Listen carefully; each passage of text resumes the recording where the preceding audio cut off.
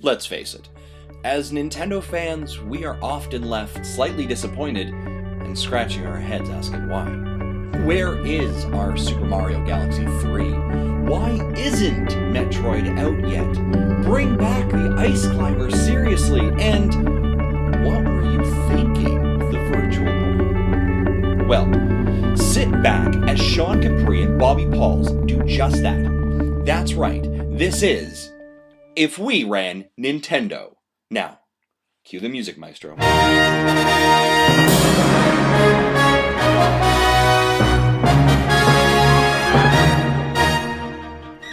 What is up, everybody, and welcome to episode 10 of If We Ran Nintendo.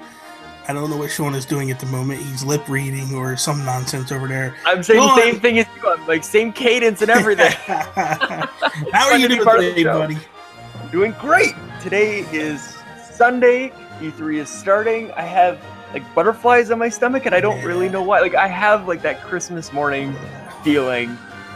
And man, I'm just so happy to be talking to you. It's the best day, man. I'm just excited. It's awesome. You know, I really wasn't looking forward to this week at all. It's a little different than the past for me because typically I try to take off this week. Wasn't able to this year.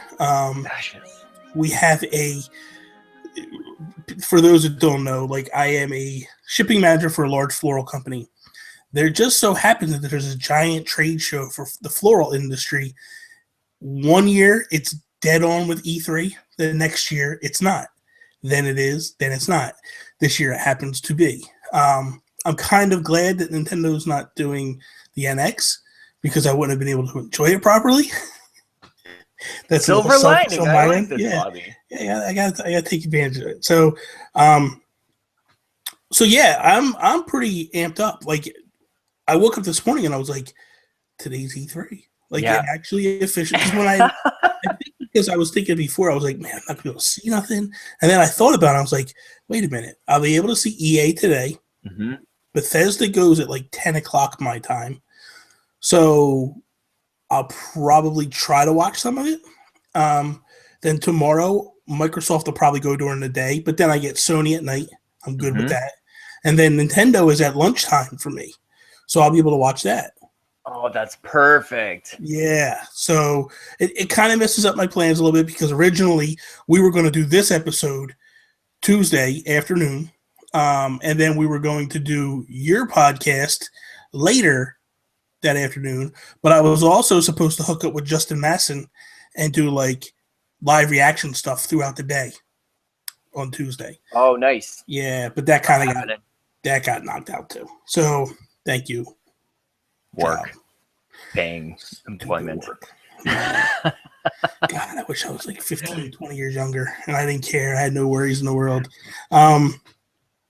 And speaking of Justin Masson, next week he will be on the episode. So can't wait. It's gonna be awesome. He'll be our first official like guest, as in we did have a guest previously, but that was more of an interview.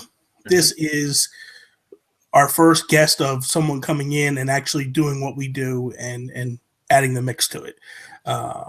So I'm excited about that. I can't wait, man. Whenever I listen to Nintendo Dads, I feel like Justin sort of like steps into that role every once in a while. Like, he kind of just clicks into business mode and he'll lay out like, this is what should be happening. So I think he's going to be a great fit. I can't wait to have Justin on. He's going to be perfect for it. Yeah, we can outnumber you too. Canadians 2, America 1.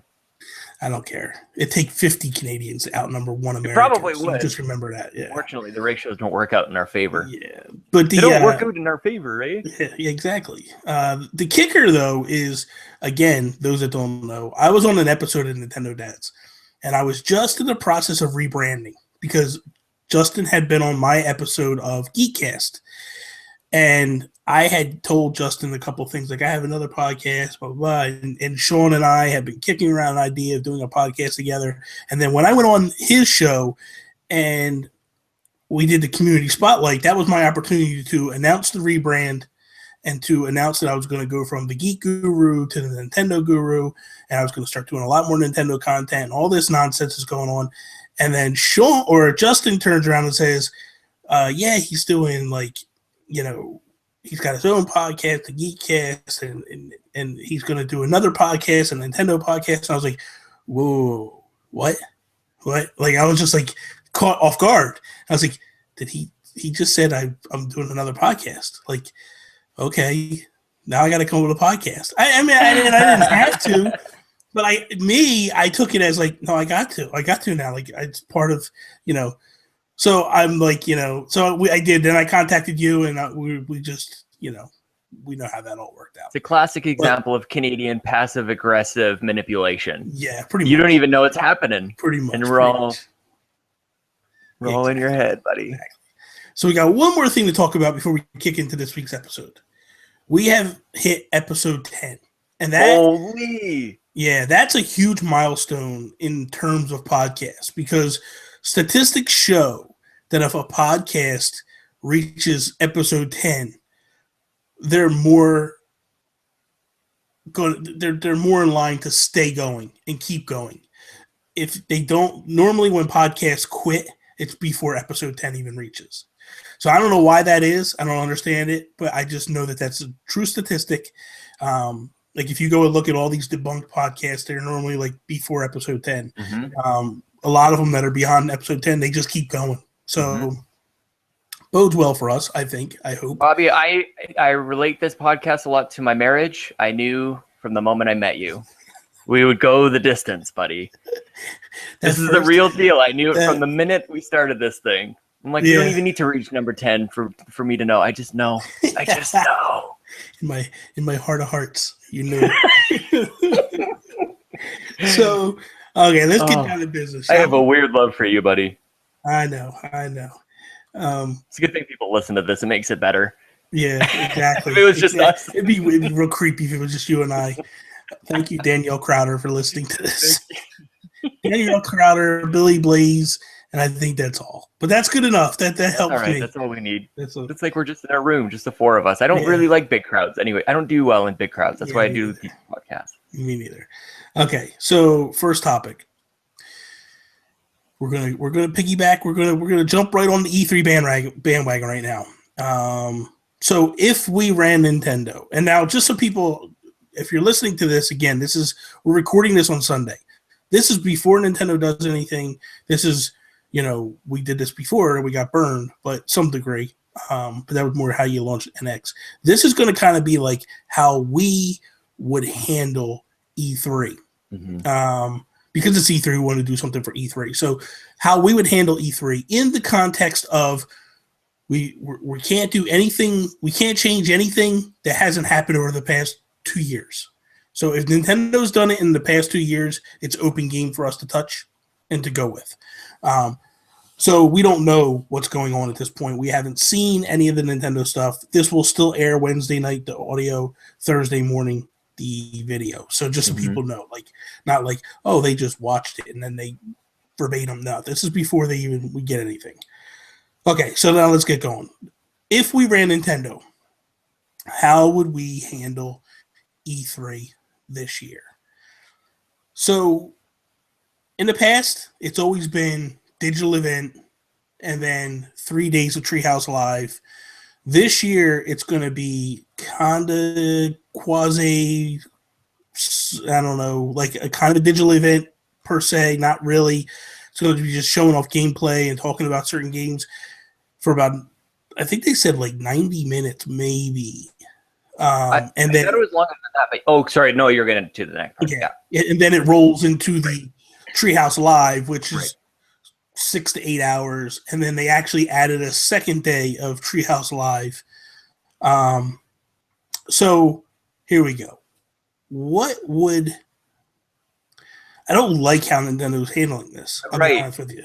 So this is wide open for me to completely change it up and do something different. But I just feel like if we ran Nintendo, my idea would be like, no, we're doing a digital event. We're going to do a digital event today. It's going to be 45 minutes long, and we're going to go over games. And we're got, okay, if we don't have a lot to go over, there's things we have. Mm-hmm. So we're going to cap it off. We're going to start off. We're going to hit people with Amiibo.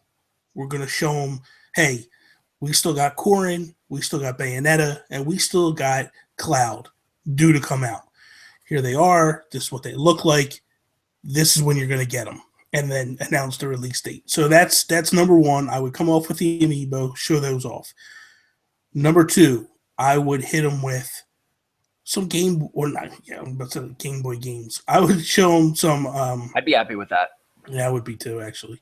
I would show them some 3DS games, not just Pokemon Sun and Moon. I would show Pokemon Sun and Moon, but I would also dive in a little bit and show like whatever else we have in the works.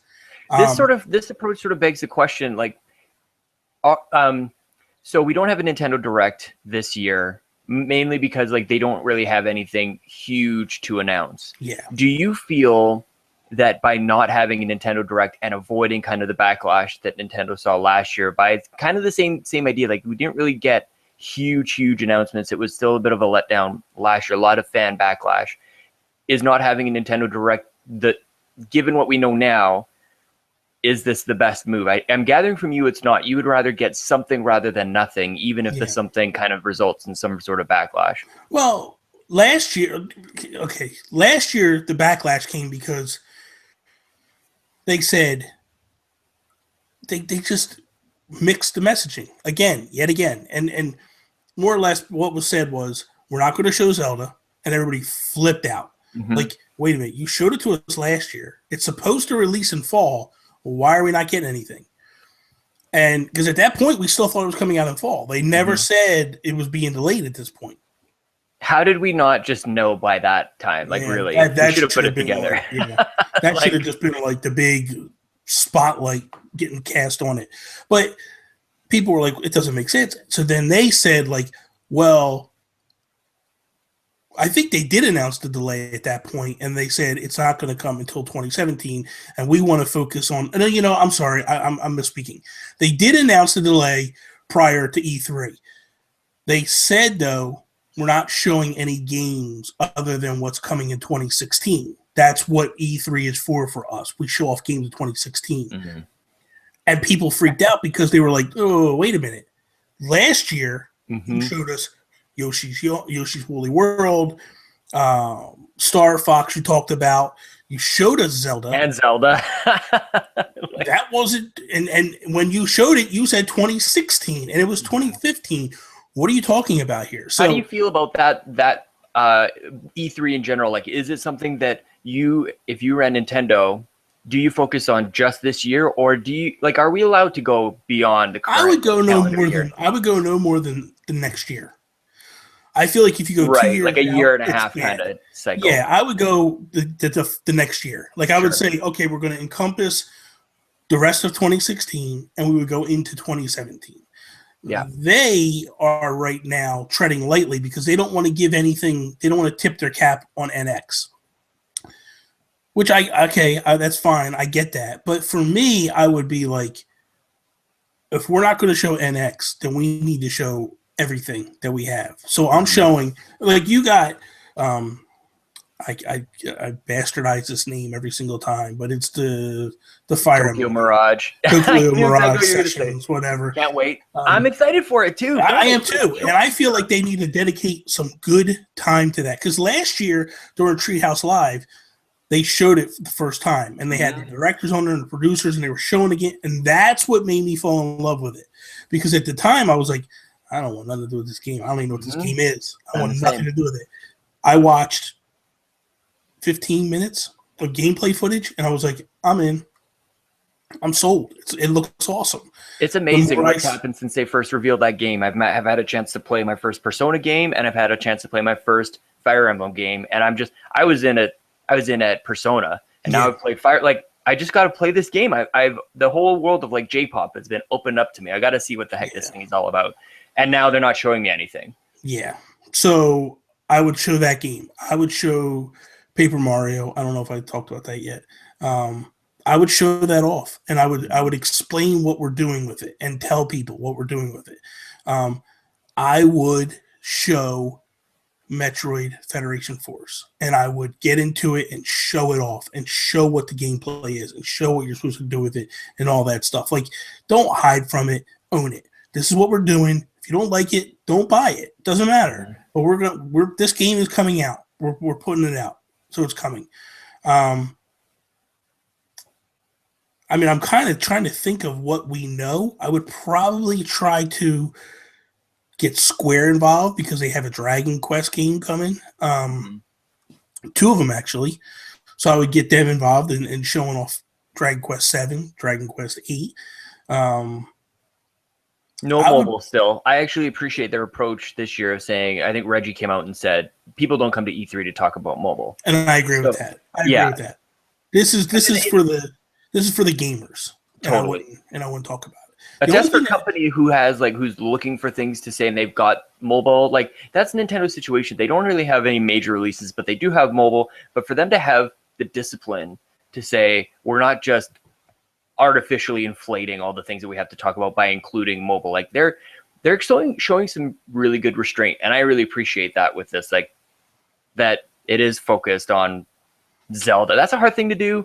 So again, I guess I'm sounding a lot like a Nintendo apologist here. But Zelda's a big game. Let's be honest. Zelda is a big game, and you want to kind of show off properly. I just feel like if you focus too much on it, you give away a lot. And people listen, we know what Zelda is. This isn't Last of Us 2. No. Maybe we don't know what this game is. Okay. I'm getting butterflies thinking about this. We're about to learn about Zelda. But what I'm saying, calm down. Take it easy. Deep breath. I'm chugging my coffee to try and kickstart my...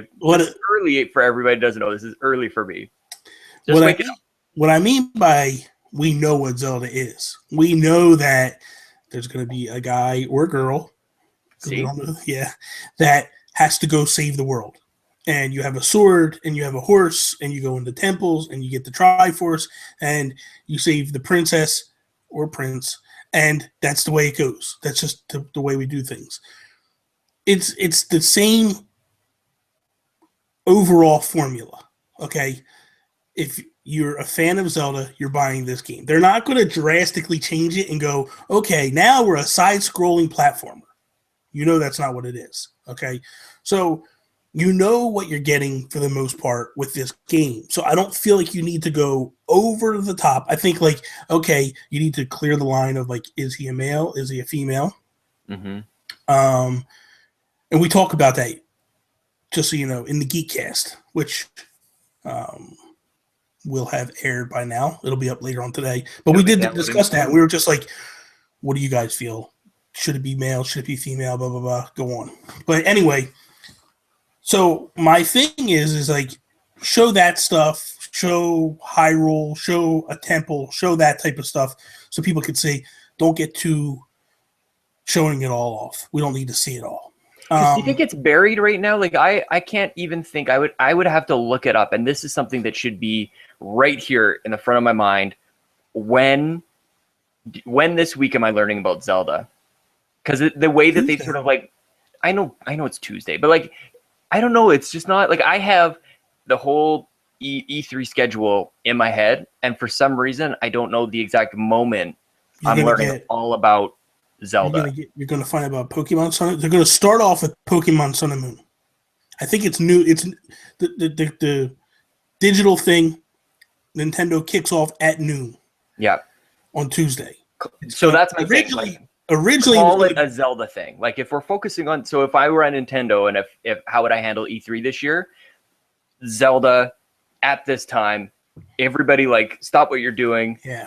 Pull the car over, pay attention to this. I feel like they're only halfway there for me, at least, about promoting this thing and letting everybody know this is the moment you have to get away from work and learn about Zelda. See, here's what I would do. And follow me here.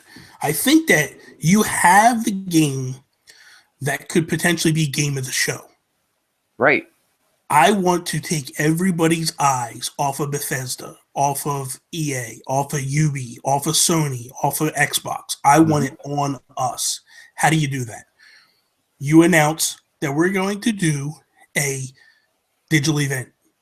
And it could be however long it is, but it goes before the show starts, right? Mm-hmm. That's typically a digital event. Before, all we said was you're going to just get Zelda. That's it. But we're going to shake it up a little bit. We're going to show all these different games that we do have. I know we said we're not going to do mobile, but this is what I would do. If I had mobile that coincided with my console or my handhelds, I'm showing that stuff. Right. Doesn't matter. So if I have a mobile app that basically runs the store, I'm showing it. If I have an Animal Crossing game that coincides with, I'm showing it. And I'm showing what it does and what it doesn't do. If I have a Fire Emblem game that coincides with a handheld game, I'm showing it. Mm-hmm. Otherwise, I'm not showing anything. But like Pokemon Go, I wouldn't show that. It's a totally different game. It doesn't interact with Pokemon Sun and Moon. That's not going to be at the show. I wouldn't do that. See, So now, I look at I get what you're saying here, but Fallout 4 basically allowed for a mobile announcement to happen and kind of get you involved today to get you excited for what's coming tomorrow, kind of thing. So even if the things don't directly interact, something to like kind of tide you over and carry you to whatever the big thing that you're waiting for, have a mobile thing that takes you there. I feel like that's a model that everybody should be following. I can't believe we don't see more of that, almost just a copycat kind of thing. But you got to think, it was a Fallout mobile game, so it made sense. It coincided. That's what I mean. Like it always has to. Shoot, I thought you were just trying to say it interacts with that thing, because I think the Pokemon does coincide. The Fallout game was kind of to hold you over till, at least that's the way they presented it. Like, hey, play this until the fall. This will hold you over till the fall. Give you a little taste of Fallout until the fall, which it did to some degree. It built some hype. Like people went nuts. It definitely built hype for me, for sure. Oh yeah, a lot of people downloaded it and bought it. I got it. I played it. I was like, okay. It actually made me go a step further, and buy the Fallout game, even though I never played a Fallout game before. But back on track real quick. So I'm basically showing off everything we have that we haven't announced up to this point that we know is launching by the end of the year. I'm going to run this for 30 minutes. I'm going to show Amiibo. If the Mario Kart DLC is legit, I'm showing it. If anything that's under the rugs that's been hidden, I'm showing it. I'm going to talk about the My Nintendo store and explain in detail, hey, you're earning coins. They expire, unlike the Club Nintendo coins. Like, you need to spend these, stuff like that. Like, get into details, explain stuff to people. Then, when the show kicks off and starts, when E3 officially starts, we're going to stop traffic, and that's when we roll out Zelda. Because at that point, it's kind of like, it's almost like, do you remember the year when they announced the 3DS? Mm-mm. I wasn't really watching E3 at that time, actually. Okay, so basically what they did was the year that they were still on the stage at that time, and then what happened was the conference was over, right? And everybody was supposed to go to a conference that was after Nintendo's, and I believe it was a Sony event, if I'm not mistaken. And Reggie goes, "Don't leave just yet. You guys can play the 3DS right now." And all these girls came out with 3DSs attached to them. And the media went nuts because they were like, do we leave or do we play the 3DS? And they stayed and played the 3DS. So I would do something similar to some degree and just be like, here you go. We're going to stop traffic right now. We're just going to be like, boom, here we go. So I would get people to my booth as well and just be like, you can play because I believe they had 3 90-minute demos. Mm-hmm. Go. And I would just... And then the other thing that I would do, they haven't announced it, they haven't talked about it, and they normally do the first day. But one thing that they've always done over the past couple of years is done this Best Buy thing. Mm-hmm. I'm playing Zelda. I'm letting people go play a demo of Zelda at the Best Buys. Because I remember the year they did Smash, it was insanity. If you told everybody that, hey, yes, we got the 500 people up in New York City that are going to be able to play, but we're going to let the world play. And I would open it to the world. I would go to Game in UK and all that stuff, or in Europe, and I would go to whatever stores that are big in Japan and all that, and I would say, we want you to open your doors. We want demos, and do it right. Get it done right. Don't just cut off the population. Like, they have to do things on a bigger banner scale. Like I think there's time for that. I think there's still time for that. There's going to be maybe this holiday or maybe shortly afterwards, maybe right before the game launches. Then you do like a big global thing. For now, it's not too terrible that it's sort of insulated to just the E3 and anybody kind of going to the Nintendo World Championship. The thing that I would tweak about at E3, so everybody there gets to play the 90-minute demo, there should be a way, and this is just going way outside of Nintendo's comfort zone, there should be a way for whoever is at the demo, log into your Twitch account, log into your YouTube gaming account, whatever it is, and live stream you playing the demo live from E3. Let your whole community jump in, but like kind of bring them into the access that you've been given to Zelda.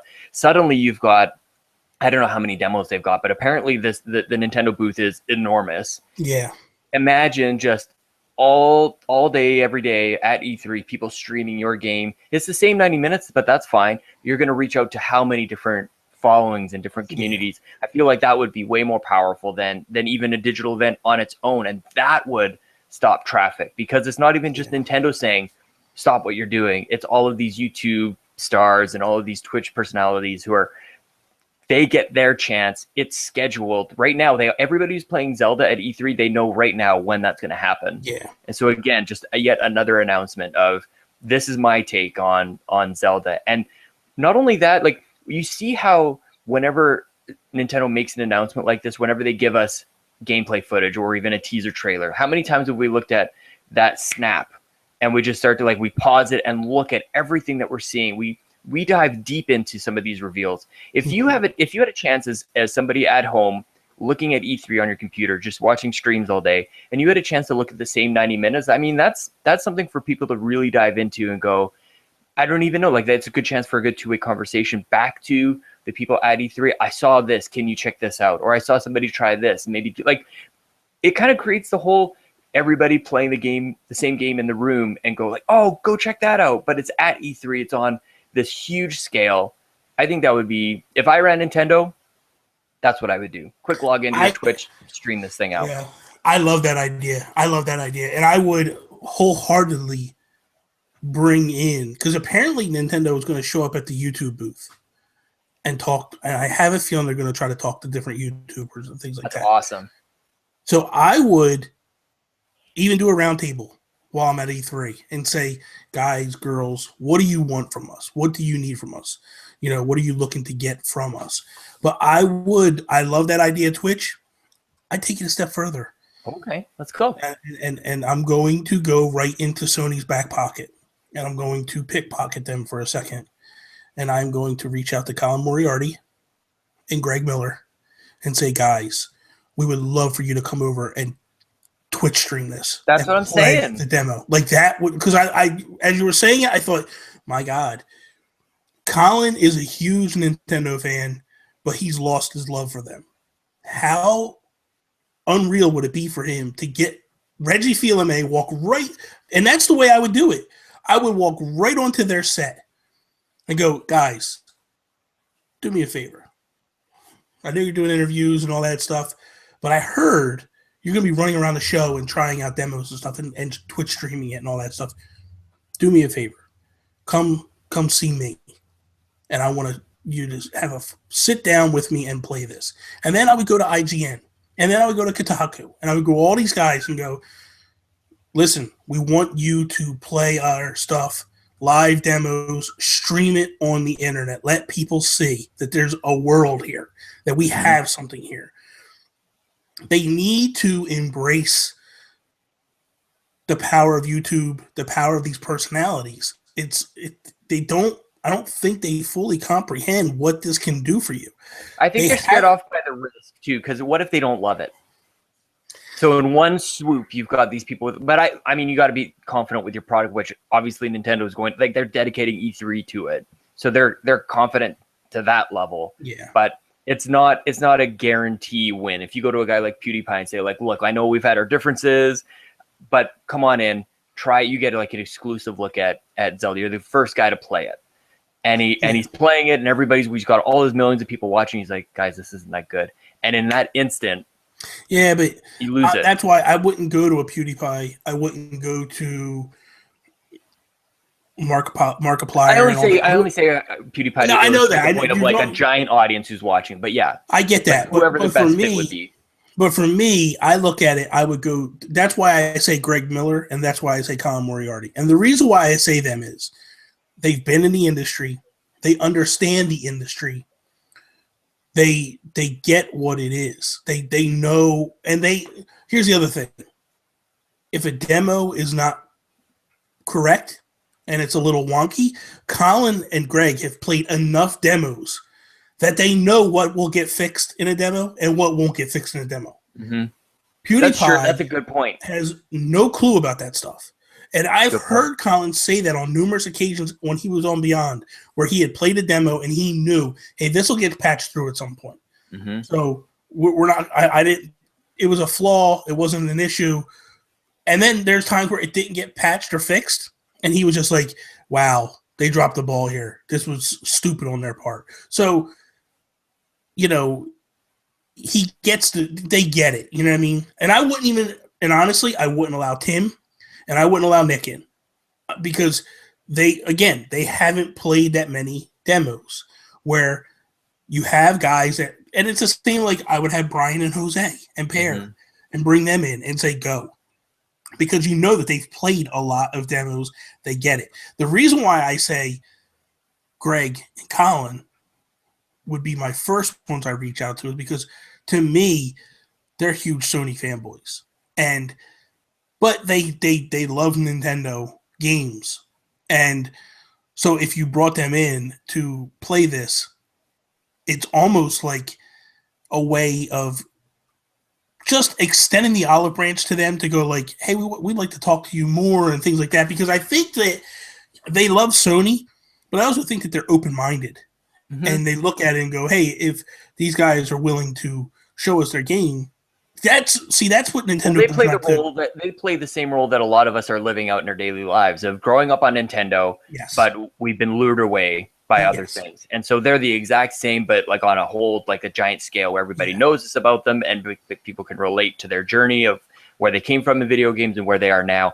And if they can be switched back, then people go, whoa, so I see what you're saying. That's an excellent pick. My other thing too is like, I'd also look at what Sony does with that, because you look at what they do with Colin and Greg, and Nintendo doesn't have anybody that they work with like that. Mm-hmm. That has a huge voice in the yeah, and because Greg and Colin have a huge voice within the Sony community, and people cling to their word. Like if Colin tells me, when it comes to video games, I don't read reviews. I listen to what Colin says and what Pear Schneider says. If those two, like when it comes to a Nintendo game, I listen to Pear. When it comes to a Sony game, I listen to Colin. If Colin tells me he likes a game, I'm buying it. Doesn't matter. I know I'm going to like the game. If Pear says he likes a Nintendo game, I'm buying it because I know I trust their opinions. Mm-hmm. Most times that I've bought games that they've, recommended, I've loved. So I'm going to stick with them. I'm going to keep going. Yeah. So that's, for me, that's where I go with this, and I lean. So, but I love that idea that you're saying. Like let's put a bow on this topic. Yes. We start off. We do our 30-minute digital event, 40-minute, whatever we do just before the show kicks off. Maybe 5 minutes before the show kicks off, we go, wait, one more thing, and then we do a big Zelda trailer. And then we go into our Treehouse Live and we start talking about it. And then we, like you said, we announced it on the floor. We're going to have one section that's going to be strictly YouTubers, Twitch streamers, stuff like that. They're going to go live and they're going to Twitch stream their games, show off their games to the public. As well, I'd like to bring some of them on the Treehouse Live to talk to our people as well, open that dialogue up on air. So this way, if I have fans that are watching the Treehouse Live and they don't want to switch over to, I don't know, iJustine, whoever they have that they're Smosh, whoever that they have that are doing their Twitch stream, bring them on anyway on our show, so that way they can talk about their thoughts on Zelda and stuff. So this way, the core, the younger audience in Nintendo that doesn't go over to that stuff will still be able to hear first impressions of the game and what they think of the game. And then, I think that's basically where it is. And then I think that would be day 1, day 2, and day 3.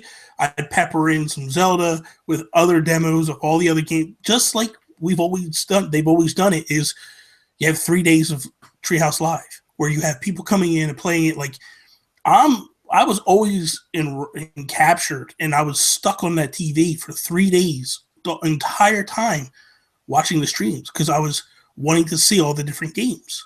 So I think that's where you and I are different for sure. Like I as much as I love long form content, I love podcasts, I love watching things for even an hour long, even an hour and a half long. I've never done the Treehouse thing for 3 days straight. Like I try to kind of tune in. So like that's why I get a little concerned about things getting lost there and sort of relying on people to watch for that long. I think there's an audience for that, but there's got to be some sort of supplementary message or delivery mechanism for people who aren't on that, because that's uber dedicated. It's the guy with the stained glass pictures on his wall. You got to also think it's I used to, before Nintendo did Treehouse Live, I used to just watch IGN the entire time and watch all the interviews and all the gameplay trailers and all that stuff. Like that's what I used to do.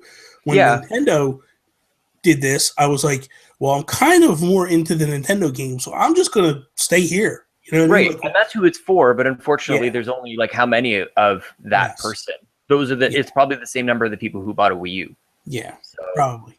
Or 13 million. So yeah, not enough. It just needs to open up. There needs to be something. There needs to be that for sure for the dedicated fans, but there needs to be something else that brings everybody in and creates it's just a big assumption that everybody's going to dedicate that much time with everything else going on. With all of this said, I think that we've just fixed E3 for Nintendo.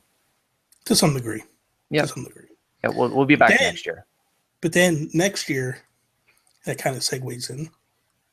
If we ran Nintendo, do we go back to the big stage? Yep. Okay, good night, everybody. This is tricky. This is not just I've always felt like this isn't just a yes answer, because I feel like I'm the type of person that loves the digital events. I love how they're produced, how it's manufactured, and all that stuff. I think that they do this to perfection, the digital events. I looked at what Squaresoft or Square Enix did last year, and I thought, like, when I started watching that, I thought, Square Enix? You say you love what they do? No. I watched what they did. Oh, okay. Last year. Yeah. And when I watched it, it reminded me of how Nintendo's stage presence used to be. Oh, no. Yeah. Very awkward. It was awful. Yeah. Very Japanese, like a lot of translators, a lot of weird stuff going on. And I feel like we could do one of two things here. Well, no, it's a definite what we do, at least in my mind. So let me present this to you. You tell me what you would pick apart, what you like, what you don't. So we go back to the stage, but we hire actors or somebody, pitchmen per se, kind of what Yubi does to some degree. And I would also pepper it in with some digital event produced stuff. So you would have people talking fluently to the people. In some degree, I would have gamers, people that are like into it and know what they're talking about when they talk to you. You could even have Nintendo, like from the Treehouse, people from the Treehouse that are very well versed and very good at talking in that nature, running it. Bill, Reggie, those would be the people. The only time I would bring out Miyamoto or anybody of that nature would just be to kind of like, maybe just announce a couple games. Like, look at how Shu comes out. Shu comes out and it's like he talks about a couple of games and then he's off the stage and gone. And that's the way I would handle it. Like just a little bit, just small doses. I look more to Sony about like a Japanese company that still delivers like a top tier press conference. You look at Square, even though they're all Japanese, Square Enix does it really horribly. Sony's Japanese, but they do it extremely well. There is absolutely no reason to assume that if Nintendo were to come back to the stage, it would go back to the Square Enix. Like, Nintendo of America exists for a reason. It's for the America audience. So let them deliver this. Like, let Hollywood it up. Make this thing. I mean, it's in LA. I think that's the way that you really avoid the whole Squaresoft or Square Enix. Well, how old are we that we're still calling it Squaresoft, by the way? I know. That's the first my first thought. But what I mean by, and exactly, but what I mean by that is, like, I would let Nintendo of America run it. It's a show that's in America, in the United States. Let NOA run it. And if you want to bring in some of the Japanese people to get introductions and stuff, fine. Small doses. Keep them, you would not see Miyamoto per se unless it's in the produced digital event with the dubbing over it and all that stuff like they've done the past 2 years already, 3 years already. I think that's perfect. That's the best way to do it because you don't get that cross message. It doesn't get mixed up and then go. And I think that's just what you do. You have Reggie and Bill running the show per se. And I think you do a mixture. Absolutely. But I think we definitely go back to the stage. So, like, if I'm trying to think of other types of E3 press conferences, the do's and the don'ts of a stage demo. The live demo, like where somebody plays live, I think can probably go from all of them. So if we're kind of like recreating Nintendo's return to the stage, a live, like somebody playing the game and it's live, nobody's really impressed by that, and it sort of opens up to errors for things to go wrong. And ultimately, even if something does go wrong for the guy on stage with the controller in his hand playing, what they do, I don't know if anybody knows this, they actually have a guy or girl backstage with another controller, and if something goes wrong for the person playing on stage, they'll flip to the person backstage with a backup, and then those people play. So there's an illusion here anyways that nobody's really fooled by. So I would probably get rid of like live demos. Probably build this out to a 90-minute conference. And like, I don't know, like maybe I was just trying to think of like, what are some of the things that from other press conferences that just don't land for you? Like the montages that build out, they're just time wasters where they're just filler, where you've got like, and here's 90 games coming at you. And you're like, well, I don't know. I can't, 30 seconds after that's done, I couldn't tell you 4 of them. So I don't know if that's something that you like, how do you want to build this thing out? And that's where I say you bring in the digital event aspect of it, because the digital events, there's Nintendo Directs and there's digital events. Digital events are a little bit longer in terms of like the footage that they show will go over a little more in depth. They'll talk to the creators of the game. They'll like when they did Yoshi's Woolly World, they were sitting in a yarn store, like a fabric store, and they're interviewing the guys in the, like, you take that segment and just throw it on the screen and watch that. And then basically the on stage stuff is more or less like bringing out different people to introduce different games and things of that nature. Like almost bill it similar to an award show where the award, like the I forget that my mind's just blank. Like the person comes out and introduces the nominees, and then, but that's basically our next game up is Star Fox, for the Wii U, and then you watch this trailer stuff and all that stuff, and then maybe Miyamoto comes out and goes, "I hope you guys enjoy this, and I hope you buy it in November or whatever." You know what I mean? Like, and then you move into the next one, and kind of like bill it similar to that. There'll be some more stuff that you'll actually talk about on the stage to some degree, but I think you get away from the live demos because that was a flop on a lot of things for Nintendo. I mean, that was the biggest flop for Nintendo was when Miyamoto was trying to play Skyward Sword and the Wiimote wasn't working. Right. It was just like, this is ridiculous. I feel like that alone just said to them, we're not doing this anymore at all. Like not just the live demos, like the whole stage thing. Well, we're out. We need to control everything. We're going to do a video and release it that way. Yeah. So I'm about wrapped. Like, it seems like a kind of a no-brainer to me, but yeah, now that we really explore this thing, I feel like we've also uncovered why they haven't really gone back to the stage as well. I understand it more now than I did a couple hours ago, or even because even just when we started this, I'm like, yes, let's go. And then when I start to think about like, how do they actually do it? Nintendo is a company that it's encapsulated by, illustrated by their Treehouse. They need to become a little more succinct, I think, because like you said, every time they do like a digital event, this is the game and here is 9 minutes of it or whatever it is, an extended period of time with that game. And those are kind of like the bigger games. Those are the ones that people really want to pay attention to. But they have to find a way to get us excited about games if we're not willing to spend that much time with something. And I feel like that is what the press conference is all about. It's, you've got 67 seconds to talk about this game and get me pumped about it and drop a bomb and then move on to the next thing. And I just, from what I can see and from what I've even seen from digital events, Nintendo isn't really there. They don't have bombshells to drop. And so I think that when we actually evaluate, should we return to the stage, you got to look at like, when do we get those massive audience reactions that's the reason why you're there. And so for especially this year, we don't have it. Well, this year's a no-brainer. You don't go back to the stage this year. But you almost have to like plan out your business like that. Like when like it's one moment, but you need to run an entertainment business as if you're delivering the news to them live, to say like, we need to get a reaction out of you. We need to get a roar out of this crowd.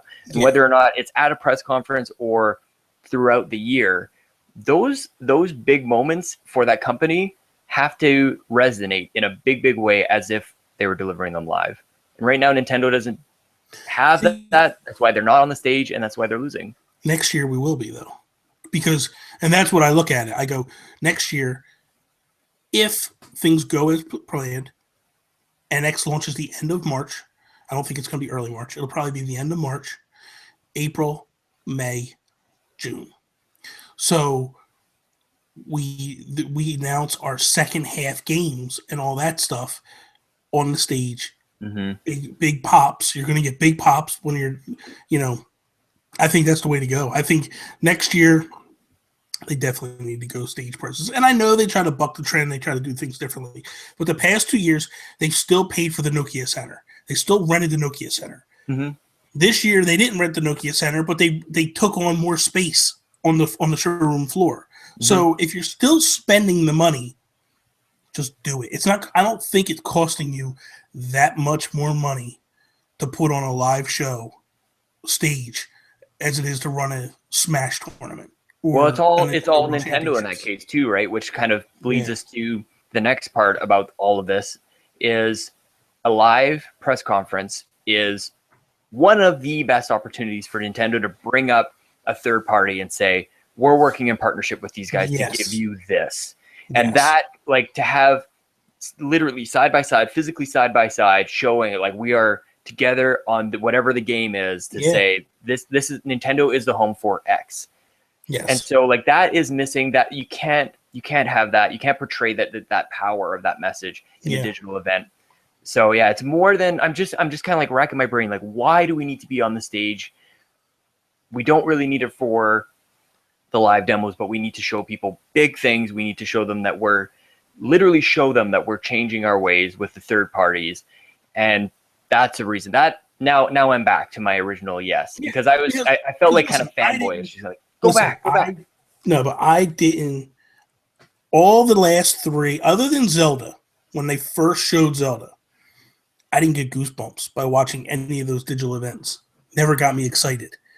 I could watch Sony or Xbox, and I'm not even an Xbox fan, and I can watch Xbox, and when that crowd roars for the right thing, a lot of times they're just fanboys and they'll roar for anything. But when it hits at the right moment, you just get goosebumps and you're like, oh my God, this is awesome. This is huge. And I feel like, you have that, it's almost like that reconfirmation of, This is I think this is also, and listen, so do they. Like they're getting hyped for this, and that's what gets you hyped and gets you even more excited. So absolutely, I don't think I think it's a no brainer to need to go back. I don't think we need to be there every single year. Maybe you do every other year, something like that. Like when you have big years, though, you need to go back. But that's my point. Is like you need to make sure that every year is a big year. Well, yeah, you need to focus your presence at E3. Like you run your business so that everything you have major things to talk about. Yes, and then you just so happen to run them at. Well, okay, let's look at it like this. At the beginning of the show, I talked about how I'm not off this week because our biggest show of the year is on this. This is our biggest show for the floral industry because this is where all the buyers for all the floral industry are. So you want to put on your best hat and you want to wow people. And 2 years ago, they spent like $20,000 or $40,000 on this huge booth, like had these designers come in and make the booth and all this stuff. And they won like booth of the year and, all this different stuff, all these awards for the show. Excuse me. And I think it's the same thing. But what happens is when we finish, there's people in the company that are working on the next year's booth and all that stuff. And that's what you do. Like, you're Nintendo. You don't just make games. You sell games. So you need to be in. They need to be in Gamescom, Tokyo Game Show, and EA. That is the three biggest shows. EA... they need to be there for E3. Right. Tokyo Game Show. Just saving you a nasty comment, that's all. Okay. Those three shows, they need to be on. You know what I mean? Like, across the board. Because one is North America, one is Europe, one is Japan. They're the three biggest shows on each continent, each area, each region that you sell to. That's where you need to be. And you need to do stuff big for those three things. No reason why they're not. Makes no sense why they're not. What about a Nintendo experience? Like PlayStation experience? You don't do your own thing? Nope. We're not like if anybody's going to do, I'm actually surprised. Like now that I think about it, I'm surprised Nintendo wasn't the first to do this. Well, they did. They did it back in the day. They did Space World, and it was a little different. But Nintendo's not going to carbon copy. If it's working for Sony, they're not going to go do it. They won't. It's just how they are. I know. Oh man, it's like dealing with like that. I was gonna say, yep. Yeah. Where Sony, if they see Nintendo's doing something that works, motion controls. Sorry, they jump right on it. Doesn't matter what it is. They just dive on it. Like, and there's nothing wrong with that. Like, I just want to go out and say, like, if something is working and you feel like you can, no, you're not there. I got a problem with it. Ingenuity, man. Be the first one. Like, that's the thing. Like that when people. I'm going to get off on a little tangent real quick. But when people say to me, like, Nintendo just needs to make third party, they need to become a third party, make games. If you say that, I'm not there. No, I was having this conversation this week with my buddy Matt South. And he was saying, like, because Colin Moriarty says it too a lot of times. If that's your mindset, you're absolutely wrong. Because there are many different things on the hardware side that Nintendo has made and implemented that are still industry standards today. Analog joysticks, rumbling controllers, like that's stuff that they came out with, that they created, that stuck and worked, and everybody, it's like, you don't even think about it now. You know what I mean? Like it's a no-brainer. So to me, you need someone that's setting the blaze, trailing the blaze, and showing everybody like this is the future. This is what video games is and will be, and that's what Sony and Microsoft do not do. It's they just basically they're entertainment companies, and they're there to make money. Where Nintendo is there to create entertainment, fun games. That's how I feel. That's the way I've always looked at the two. This is video games for Sony, video games for Microsoft were afterthoughts. They were not what they got into. You know what I mean? Where it sort of worked out well for them, though. Well, it worked out. I'm not saying it didn't work out well for them. Well, that's my point. The whole point about if you're first, like you've got the if you're not first, you're last kind of idea, or don't do it at all. And I'm thinking like it doesn't have to apply to your entire business. No, I don't mean that. I'm just saying like I would rather be known as the one that creates stuff, and I'm the innovator. Yeah, but at what cost? But anyways, maybe for another day. Another episode. Another day. So that's it, man. We're done. Another one in the bag. Episode 10. That's our last episode ever. Doesn't go anywhere. We're gonna mess with it. Gonna mess with the stats. We're done. Goodbye, everybody. Thank you for the ride. We Yes. just knew we were on a road to E3, and then that was it. Oh, Freeway good Lord. and Would you stop? end of the interstate, as they say. Is that interstates? Is that what they are? We don't have states, so we don't have inter. We got all kinds of stuff there. Got highways, Oh, interstate do you? roads, parkways.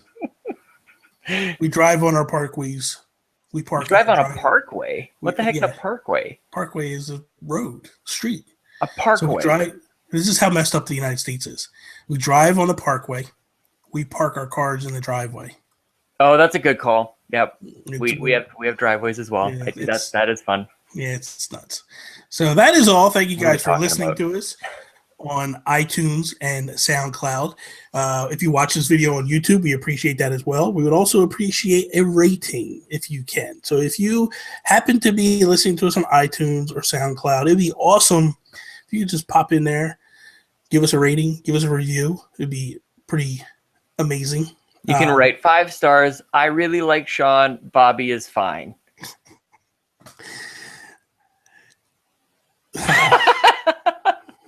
You can rate that you like Bobby too. It's fine. But So look how bothered you get by this. Please, somebody do this. tell somebody- people how they can find you, Sean. Now, I am on Twitter at Sean Capri, Sean like Connery Capri. You like the pants. and I am on Instagram and Twitter at Nintendo Gurus. That is all. Peace out, Cub Scout. ABC you later.